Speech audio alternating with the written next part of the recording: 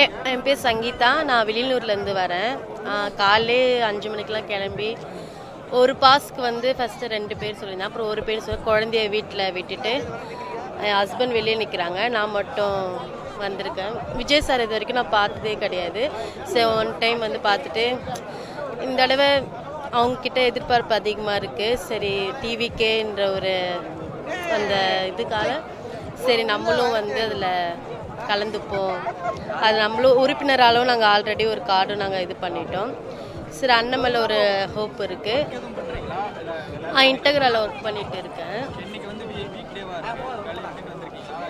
ஆமாம், இன்றைக்கி வேலையை விட்டுட்டு அண்ணனுக்காக வந்திருக்கோம்.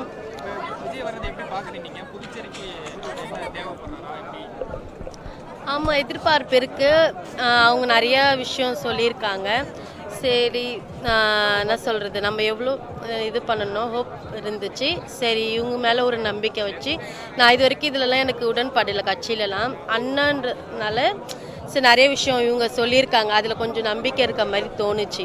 சரி, அதனால் நம்ம இதில் கொஞ்சம் உடன்பாடு பண்ணுவோம். அதுதான் ரொம்ப சந்தோஷமாக இருக்குது எனக்கு. சரி, நம்ம இதுக்கு வந்து கொஞ்சம் எதிர்பார்ப்பு அதிகமாக இருக்குது. உண்மையாக அரசியலுக்கு சப்போர்ட் பண்ணுறதுனால தான் வந்திருக்கு. இப்போ நம்ம ஏனோதானோ நம்ம பண்ணுறதில்ல. அவர் பேச்சில் உண்மை தெரிஞ்சுது. அவர் மக்களுக்காக உடன்பாட்டு பற்றி பேசப்பட்டது தெரிஞ்சது. நிறைய பெண்களுக்காக பேசப்பட்டிருக்காரு. எவ்வளோ விஷயம் நடந்ததுன்னு தெரியும், நிறைய விஷயம். சரி, அதுக்காக பேச வந்திருக்காரு.